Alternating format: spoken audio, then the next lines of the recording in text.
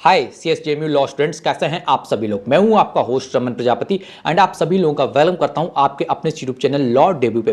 Guys, आज की इस वीडियो में हम लोग डिस्कस करने वाले हैं हिंदू लॉ के मोस्ट इंपॉर्टेंट टॉपिक आपके CSJMU LLB and BLLB examination के लिए।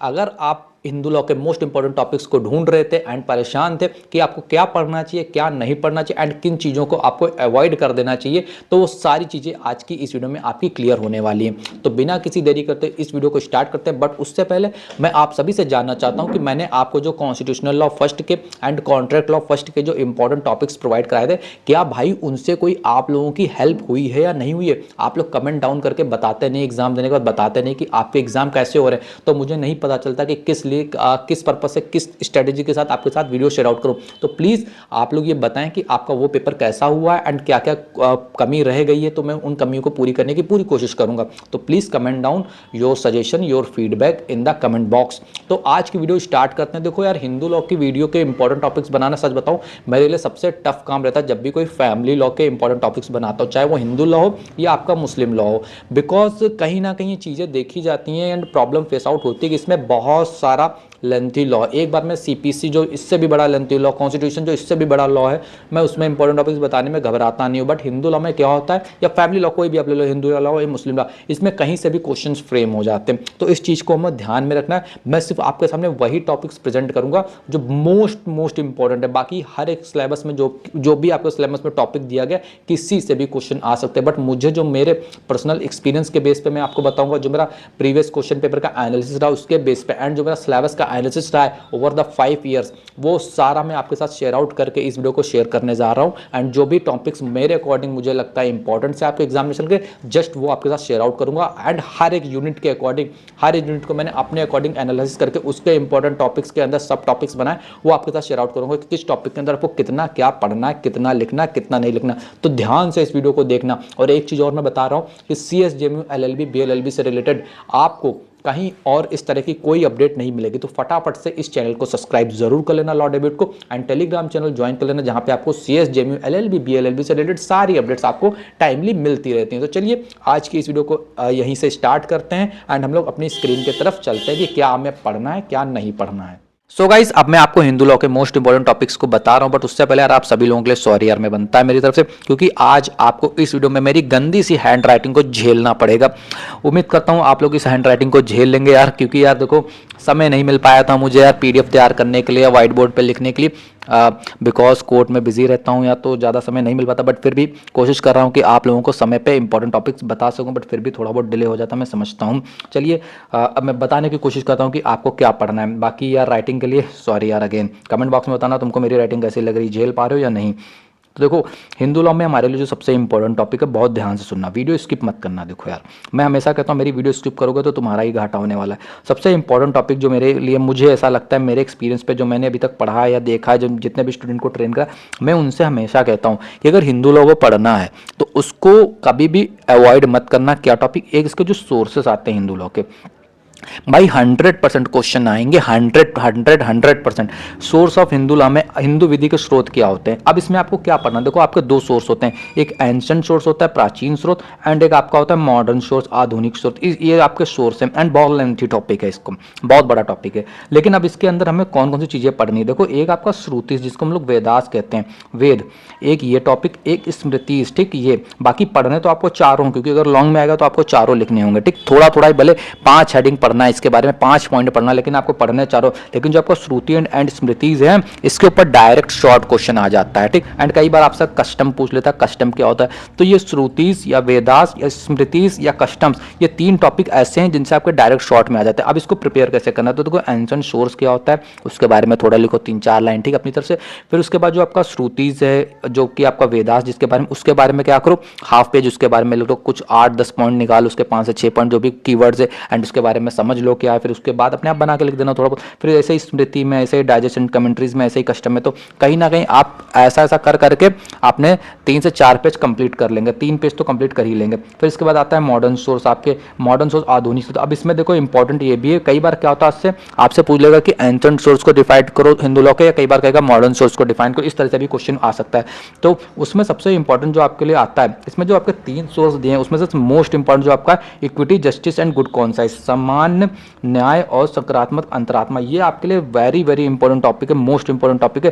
प्रेसिडेंट्स एंड लेजिस्लेशन क्या है, ज़्यादा इंपॉर्टेंट नहीं है, बट फिर भी equity, justice and good conscience ये बहुत इंपॉर्टेंट टॉपिक है आपका मॉडर्न सोर्स के लिए। लेजिस्लेशन जो है वो हम लोग, ये हमारा जो हिंदू लॉ है, जो हिंदू मैरिज एक्ट है, हिंदू सक्सेशन एक्ट आपका, ये हमारा लेजिस्लेशन ही तो है, इसके बारे में तो हम लोग पढ़ेंगे ही पढ़ेंगे बेटे। तो इतना आपको कर लेना, एंड कोई इफ एंड बट नहीं है, इसको आप छोड़ नहीं सकते एग्जाम के लिए। मुझे पता है टाइम बहुत कम है, वीडियो लेट में आ रही है, इसके लिए मैं ऑलरेडी सॉरी बोल चुका हूँ, बट फिर भी आपको करना, अगर आपने अभी तक करा नहीं है। अब यहाँ पे स्कूल्स ऑफ हिंदू लॉ की बात आती है। देखो जैसे ही हमारे लिए सोर्स इंपॉर्टेंट है, वैसे सेम हमारे लिए स्कूल्स भी बहुत इंपॉर्टेंट है, एंड ये भी थोड़ा डिटेल वाला टॉपिक, बट इसको इतना डिटेल में मत पढ़ना, इतना पढ़ना कि एग्जाम में अगर लॉन्ग आए तो लॉन्ग लिख लेना, 3 से 4 पेज का, एंड शॉर्ट आए तो शॉर्ट लिख लेना। इसके अंदर की जो हेडिंग्स हैं वो इंपॉर्टेंट है, जहाँ से आपके शॉर्ट क्वेश्चन बन सकते हैं। तो स्कूल्स ऑफ हिंदू लॉ को बिल्कुल अवॉइड नहीं करना है। अब यहाँ इसके बाद देखो ऐसे ऐसे टॉपिक्स हैं, मैं देख के बताता है, मन ही नहीं करता कि मैं तुमको मना करूँ पढ़ने से, फिर क्या कर सकता हूँ, मना करना पड़ता है ना। लेकिन अब यहाँ पे जो जितने टॉपिक मैं स्टार्ट में बता रहा हूँ, जिनको मैं मोस्ट इंपॉर्टेंट बता रहा हूँ, वो आपको करके जाना, इसमें कोई इफ एंड बट नहीं। कहाँ पे आप छोड़ सकते हैं टाइम कम होने की वजह से, वो भी मैं आपको बता दूंगा, ठीक। पूरा गाइड करूंगा, तुम लोग टेंशन मत लो यार, जब तक मैं हूँ कोई टेंशन लेने की जरूरत नहीं तुम लोगों को, ठीक। तो देखो यहाँ पे क्या है, वाइड एंड वाइडेबल मैरिज। एक तो यार हिंदू मैरिज होती है क्या, आपको ये पता होना चाहिए, ठीक। अब जो हिंदू मैरिज हो रही है, हम आपको पता है ना हिंदू मैरिज क्या होती है, ये आपको पता होना चाहिए। मैंने यहाँ पे लिखा नहीं, अब इतना तो मैं आपसे उम्मीद करता ही हूँ कि जब किसी भी मैरिज के बारे में पढ़ेंगे तो आपको बेसिक नॉलेज होगी कि हिंदू मैरिज होती है क्या, ठीक। तो वो मैं यहाँ पे आपके साथ डिस्कस नहीं कर रहा हूँ। अब यहाँ पे बात आती है कि हिंदू मैरिज के बारे में आपको क्या क्या पढ़ना है, वो मैं अब आपके साथ डिस्कस करने जा रहा हूँ। देखो आपको सबसे पहले क्या पढ़ना है कि जो आपकी हिंदू मैरिज होती है वो वाइड होती है, वाइडेबल होती है। बहुत इंपॉर्टेंट क्वेश्चन है, ध्यान से सुनना आप। हिंदू मैरिज वाइड होती है, वाइडेबल होती है, ठीक। एंड इन दोनों के बीच में डिफरेंस, ये क्वेश्चन आपका मैं मार्क कर रहा हूँ। मैं ये जो क्वेश्चन बता रहा हूँ 95% से लगा के 100% मान के चले, कुछ ना कुछ यहाँ से आपको देखने को मिलेगा कि define voidable marriage of Hindu law, define void marriage of Hindu law, इन दोनों को डिफाइन करो, दोनों के बीच में डिफरेंस बताओ, या लॉन्ग दे देगा what is Hindu marriage under Hindu marriage act and what is void and voidable marriage, discuss the difference between, या distance the difference between void and voidable marriage. तो इस तरह से लॉन्ग क्वेश्चन आपका आ सकता है, ठीक। तो इस टॉपिक को आप बिल्कुल भी छोड़ नहीं सकते हैं। अब इसके बाद आती है condition of a valid Hindu marriage. अब यहाँ पे आपने पढ़ लिया कौन सी मैरिज वैलिड होती है, कौन सी वाइडेबल होती हैं, एंड वाइड होती है, वाइडेबल होती है, कौन सी वाइड एंड वाइडेबल होती हैं, दोनों के बीच में क्या अंतर होता है। अब यहाँ पे ये कह रहा है कि भाई आपने इतना तो बता दिया कि कौन सी मैरिज जो शून्य है, शून्य करने का वाइड एंड वाइडेबल है, लेकिन ये तो बताओ कौन सी मैरिज भाई वैलिड होती है, कौन सी मान्य होती हैं, कौन सी मान्यता देती हैं लॉ के द्वारा कि हाँ ये सही है भाई, ये लॉ के द्वारा वैलिड है। तो ये बहुत इंपॉर्टेंट टॉपिक है, आपका लॉन्ग में आ जाता है। Condition of valid Hindu marriage, ये आपका लॉन्ग का क्वेश्चन अगर मैरिज से आता है तो ये आपसे जरूर पूछा जा सकता है कंडीशंस, तो इसको बहुत अच्छे से ध्यान से देख लेना। इसके बाद आपका शताब्दी से रिलेटेड कोई क्वेश्चन आ सकता है, एंड इसी के साथ आपका शताब्दी के साथ में स्त्री धन आपका क्वेश्चन आ सकता है, ये भी इंपॉर्टेंट है, तो इसको आप लोग कर लेना। इंपॉर्टेंट क्वेश्चन जितने भी मैं आपको बताने की पूरी कोशिश कर रहा हूँ। अब इसके बाद यहाँ से पार्ट 3 में आपका एक बहुत इंपॉर्टेंट टॉपिक आता है यहाँ से, जहाँ से आपके लॉन्ग एंड शॉर्ट क्वेश्चन आ जाते हैं, अक्सर आ जाते हैं। देखो मैं कई सारे टॉपिक्स आपके छुड़वा भी रहा हूँ, मुझे पता है वहाँ से भी क्वेश्चन बन सकते, बट मैंने फिर वही कहा कि मैं अपने एक्सपीरियंस के बेस पे आपके साथ शेयर आउट कर रहा हूँ। मैंने कई ऐसे टॉपिक्स छुड़वा दिए, हो सकता है आपको वो क्वेश्चंस देखने को मिल जाए, बट मुझे फ़र्क नहीं पड़ता, बिकॉज मैं उतना बता रहा हूँ जितना मेरे एक्सपीरियंस के साथ मुझे लगता है कि ये इंपॉर्टेंट है, मैं उतना आपके साथ शेयर आउट कर रहा हूँ। तो देखो रेस्टिट्यूशन ऑफ कंजुगल राइट, जो कि बहुत इंपॉर्टेंट टॉपिक है आपके एग्जामिनेशन के लिए, बहुत ज़्यादा वेरी वेरी इंपॉर्टेंट टॉपिक है, जहाँ से क्वेश्चन आपके बन ही सकते हैं, ठीक। दाम्पत्य जीवन का पुनर्स्थापन, ठीक। तो ये आपका टॉपिक है, ये आपको छोड़ना नहीं है, जिसमें आपका एक जुडिकल सेपरेशन क्या होता है, न्यायिक प्रतिकरण क्या होता है, ये आपको कर लेना है।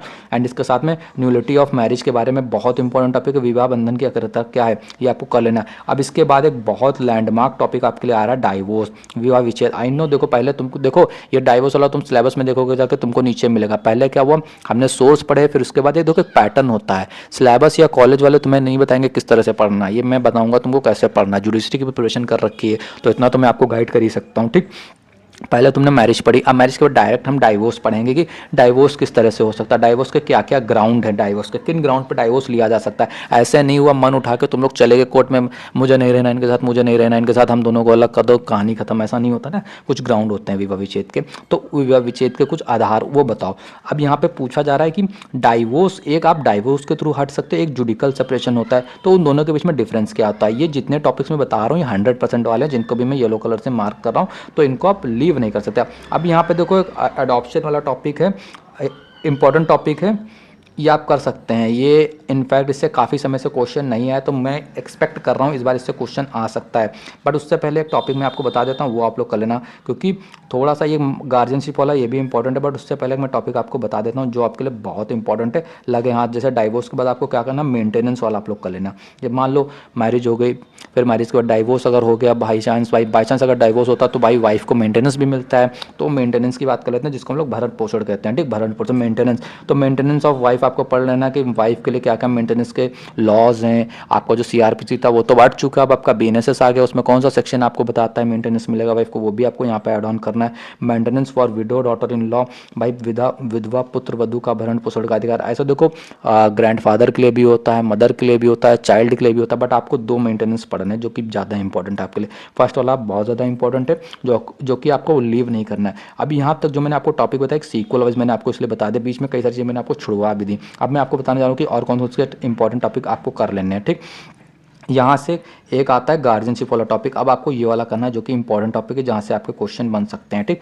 Hindu minorities and guardianship act 1956 अपने आप में एक बड़ा एक्ट है ये। इससे कई सारे क्वेश्चन बन सकते हैं, इससे कोई भी टॉपिक आपसे पूछा जा सकता है, एंड कई सारे टॉपिक आपके सिलेबस में हैं। अब देखो प्रॉब्लम क्या होती है कि यार कॉलेज या यूनिवर्सिटी हमें ये बता देगी ये एक्ट पढ़ लो जाके कहानी किताब, लेकिन वो ये नहीं बताते हैं ना कि उस एक्ट में इतने सारे टॉपिक्स हैं, पॉइंट्स हैं, डिफिनेशंस हैं जो एक दूसरे से रिलेट करती हैं, लेकिन हमें क्या पढ़ना है, तो वो चीज़ मैं तुमको बताऊंगा, ठीक। तो मैं देखो यार, मैंने फिर वही कहा था मेरी राइटिंग गंदी, तुम लोगों को समझ में नहीं आएगी, तभी मैं रीड आउट करके बता रहा हूँ। कुछ ना समझ में आया यार भाई, मैं सॉरी कहता हूँ यार दिल से, मेरी राइटिंग बहुत ख़राब है उसके लिए यार। चलो मैं तुमको समझाने की कोशिश करता हूँ। नेचुरल गार्जियन, आपको गार्जियनशिप में सबसे पहले पढ़ना नेचुरल गार्जियन कौन होते हैं। इंपॉर्टेंट क्वेश्चन है आपके लिए लॉन्ग के पॉइंट ऑफ व्यू से, यानी प्राकृतिक या नैसर्गिक संरक्षक कौन होते हैं। अब इनकी नेचुरल गार्जियन जो होते हैं, इनकी पावर और ड्यूटीज क्या होती है भाई, इनकी कुछ शक्तियां भी होती हैं और उनके कुछ दायित्व होते हैं। जहाँ पे पावर आती है वहाँ पे अपने आप ड्यूटी आ जाती है, जहाँ पे पावर आती है वहाँ अपने आप लाइबिलिटी आ जाती है। इस कॉन्सेप्ट को हमेशा आप लोग ध्यान में रखना। किसी एक पर्सन के पास पावर है तो उसके पास दायित्व भी है, ड्यूटीज भी हैं परफॉर्म करने के लिए, और लाइबिलिटीज भी हैं कि वो ड्यूटी को परफॉर्म करे, ठीक। तो इस चीज़ को याद रखना, इसको आपको करना है, इंपॉर्टेंट टॉपिक है। अब यहाँ पे एक आता है आपका टेस्टोमेरी गार्जियन, ठीक, वसीयत संरक्षक कौन होता है, तो इसके बारे में आपको पढ़ लेना है, ठीक। कोई इफ एंड बट नहीं, जो टॉपिक्स बता रहा हूँ आपको करके जाना भाई। आज मत सोना, एक दिन की नींद कुर्बान कर देना, वीडियो देर में आ रही है लेकिन पढ़ के जाना है। एग्जाम इतना अच्छा होगा मैं बता नहीं सकता, आपके कॉलेज वाले शौक हो जाएंगे, अरे इतने अच्छे मार्क्स तो हमारे किसी स्टूडेंट के अभी तक नहीं आए, तुम्हारे लोगों के आगे कैसे आएगा, इसका राज बताओ। तो राज बता देना, हमने लॉ डेब्यूट से प्रिपरेशन करी थी, ठीक। तीसरा क्या है, difference between natural guardian and testamentary guardian, ठीक। नेचुरल गार्जियन कौन होता है एंड टेस्टोमेरी गार्जियन कौन होता है, इनके बीच में अंतर बता दो, बहुत इंपॉर्टेंट है। एंड ये क्वेश्चन आपका शॉर्ट में आ सकता है, डी फैक्टो गार्जियन कौन होते हैं, वस्तु संरक्षक गार्जियन आपके कौन से होते हैं, यहाँ से क्वेश्चन आपका बन सकता है शॉर्ट। अभी यहाँ से जो मैं क्वेश्चन बता रहा हूँ, यहाँ से आपका आता है लॉन्ग, ठीक। जॉइंट हिंदू फैमिली कौन होती है, संयुक्त हिंदू परिवार किसको कहते हैं, जिसमें आपको उसके पावर राइट एंड ड्यूटीज बताने, कर्ता के जिसके अंदर आते हैं, कर्ता के पावर राइट एंड ड्यूटीज आपको बताने। एक तो जॉइंट हिंदू फैमिली एंड उसके अंदर आपको कर्ता कौन होता है, कर्ता के क्या शक्ति हैं, क्या अधिकार हैं, क्या दायित्व, ये दो टॉपिक पढ़ के जाना, छोड़ना मत। जितने टॉपिक बता रहा हूँ भले डिटेल में मत पढ़ना, हर एक क्या करना, समय कम है, 7-8 घंटे तो अभी हैं, थोड़ा यार पढ़ लेना, 2-3 बजे तक रात में पढ़ लेना, सुबह उठ के आज 2-3 घंटे की नींद कुर्बान कर दो, एक बार अच्छे से पढ़ लो। वैसे भी तुम लोग यार वकील बनने वालों, वकीलों के लिए तो आम होता है 2-2 3-3 बजे तक जगना यार, और सुबह फिर प्रोसीडिंग पे चले जाना। अब मेरे जैसे लोगों से पूछो नींद क्या होती है, तो पढ़ लेना है, सारा टॉपिक बता रहा हूँ। अब इसके बाद एक इंपॉर्टेंट टॉपिक है आपका एडॉप्शन का। देखो अब एडॉप्शन मैंने लास्ट में इसलिए लाया कि देखो क्वेश्चन इससे आ सकता है, बट जो मेजॉरिटी मुझे लगता है इंपॉर्टेंट, जहाँ से 100% मुझे लगता है क्वेश्चन आएंगे या शॉर्ट में वाला में मैंने आपको कवरअप करा दिए हैं। अब यहाँ से देखो एडॉप्शन क्या होता है, यहाँ से या तो शॉर्ट आता है या लॉन्ग आता है, ठीक। अब वैलिड एडॉप्शन किसको कहते हैं, वैध दत्तक किसको कहते हैं। अब एसेंशियल एलिमेंट क्या होते हैं वैलिड एडॉप्शन के, ये बताओ। वैध दत्तक की आवश्यकता, तो हु कैन टेक एडॉप्शन, कौन से व्यक्ति गोद लिए जा सकते हैं। अब हम लोग मूवी में देखते हैं कि भाई वो लोग जाते हैं और एक मूवी सिनेरियो क्या कहते हैं, भाई इसको अडॉप्ट कर लेते हैं, कोई कहता है इसको अडॉप्ट कर लेते हैं, कोई कहता है इसको बच्चे को अडॉप्ट कर लेंगे क्या हो जाएगा। भाई आप लोगों ने मजाक समझ रखा है क्या, पहले तो ये बताओ एडॉप्शन का मतलब क्या होता है, यानी मीनिंग, फिर बताओ कौन सी, यानी अब किसी बच्चे को भी तुम सड़क पर देख रहे हो उठा के अपने पास रख लोगे और कहोगे ये अडॉप्ट मैंने कर लिया, ऐसा नहीं होता ना। पहले आपको ये बताना होगा कि वैलिड एडॉप्शन कौन सी होती है, कि और फिर उसके बाद एसेंशियल एलिमेंट क्या, भाई वैलिड एडॉप्शन करे तो कौन कौन से वो एलिमेंट्स हैं, कौन कौन सी बातें हैं जो हमें ध्यान में रखनी, तब वो वैलिड हमारा एडॉप्शन मानेगा। और फिर उसके बाद कह रहा है कि भाई कौन कौन एडॉप्शन कर सकता है। भाई कोई भी ऐसा नहीं है कि भाई खुद के पास खाने को पैसे नहीं और किसी और को अडॉप्ट कर लो। अब इसका मतलब तुम गलत मतलब में मत निकालना, यानी आप अगर खुद को पाल नहीं पा रहे हैं तो एक बच्चे को आप अडॉप्ट करके क्यों रखेंगे, उसको क्यों पालेंगे। कई बार क्या होता है, आप लोगों ने केसेस सुने होंगे ये आप लोगों ने, कि कई बार क्या होता है कि कुछ लोग यानी जो एक रैकेट नहीं चलाते, बच्चों को सेल आउट कर देते हैं, बच्चों के साथ बच्चों से काम कराते हैं एंड चाइल्ड वर्क का उनके ऊपर आरोप भी लगता है। तो क्या करते हैं, अडॉप्ट करने चले जाते थे पहले, ठीक, और बच्चों को उठा लाते थे, उनसे काम कराते थे, उनको सेल आउट करते थे उनके साथ, तो बहुत सारे इलीगल काम होते थे। तो इसमें यह भी कह दिया गया कि भाई कोई भी अडॉप्ट नहीं कर सकता है, यहाँ पे कानून में बताएगा कि कौन कौन अडॉप्ट कर सकता है। तो इस तरह से इन चीज़ों को लेना, ठीक। और इसके बाद एक आपका टॉपिक है जहाँ से मुझे पता है क्वेश्चन आएंगे, बट वो बहुत कंफ्यूजिंग वाला टॉपिक है, तभी मैंने इसको लास्ट में रखा था। ये आपका सक्सेशन वाला देख लेता हूँ, और कोई टॉपिक तो आपका नहीं बचा, फिर मैं सक्सेशन के ऊपर आता हूँ जहाँ से क्वेश्चन तो आपका आएगा। बट यार बहुत कन्फ्यूजन, बहुत डिफ़िकल्ट टॉपिक है, मुझे नहीं पता आप लोग समझ पाओगे या नहीं समझ पाओगे। यहाँ से आखिर का देखो, यहाँ तक तुम समझ जाओगे। हिंदू सक्सेशन एक्ट है, ये है अच्छा एक्ट है, लेकिन यहाँ पे rule of succession for male, यहाँ पे 2-3 सक्सेशन के रूल होते हैं। एक मेल के लिए रूल होता है, पुरुषों के मामले में उत्तराधिकार के नियम क्या है, एंड फीमेल के लिए क्या है, ठीक। ये 2 चीज़ें यहाँ से क्वेश्चन आपका लॉन्ग में आता है, ठीक है। शॉर्ट में भी आपसे डायरेक्ट कर देगा rules of succession for male, ठीक। अभी यहाँ से अगर लॉन्ग में क्वेश्चन आता है, प्रॉब्लम ये है कि लॉन्ग में क्वेश्चन जब आएगा तो वहाँ पे वारिस हेयर्स, यहाँ पे क्लास वर्ग जो दिए हैं, क्लास फर्स्ट क्लास 2, यहाँ से क्वेश्चन आपका लॉन्ग में बनता है। और ये बहुत थोड़ा सा कंफ्यूजिंग टॉपिक है, अगर आपको समझ में आए तो आप इसको करना, अदरवाइज इसको लीव आउट कर देना। इसमें क्या कर लेना कि रूल क्या है मेल के लिए, रूल क्या है फीमेल के लिए, ये देख लेना, एंड कितने टाइप के सक्सेशन होते हैं ये देख लेना। अगर आपको ये समझ में आए वर्ग वाला, क्लासेस वाला, तभी आप करना, वरना इसमें अपना समय मत बर्बाद करना। मुझे उम्मीद है आपको ये वीडियो पसंद आई होगी। टेलीग्राम चैनल एक CSJMU का है, वो भी ज्वाइन कर लेना, एंड एक लॉ डेब्यूट का जुडिशरी प्रिपरेशन का है, एंड वहाँ पे जहाँ पे जॉब इंटर्नशिप वगैरह में फर्स्ट सेमेस्टर सेकंड सेमेस्टर वालों के लिए भी पोस्ट आउट करते रहता हूँ, तो वो वाला है। 2 चैनल है टेलीग्राम के, जिनकी लिंक आपको डिस्क्रिप्शन में मिल जाएगी, एंड इंस्टाग्राम पर लॉ डेब्यूट को फॉलो कर लो, वहाँ पर भी कई सारी अपडेट्स वगैरह हम लोग शेयर आउट करते रहते हैं। एंड इस वीडियो को ज़रूर बताना कैसी लगी, बिकॉज आप लोगों के लिए मेहनत कर रहा हूँ, आप लोगों को ज़रूर बताना कि वीडियो कैसी बनी है, ताकि आपको जो नेक्स्ट एग्जाम, तभी मैं वीडियो बना के लाऊंगा जब आप लोग मुझे बताएंगे कि आप लोगों का एग्जाम कैसा हो रहा है, वीडियो कैसी लग रही है। चलिए आज के लिए बस इतना ही। Thank you so much, and अपने फ्रेंड के साथ इस वीडियो को जरूर से जरूर शेयर आउट कर दो, बिकॉज जितनी बड़ी कम्युनिटी बनाओगे, एक ही चैनल है CSJMU LLB BLLB का, तो उसको इतना सपोर्ट करो कि हम लोग यार और ज़्यादा मोटिवेट हों, अगले जो सेमेस्टर उसके लिए और ज़्यादा तुम्हारे लोगों के लिए कंटेंट लेके आए।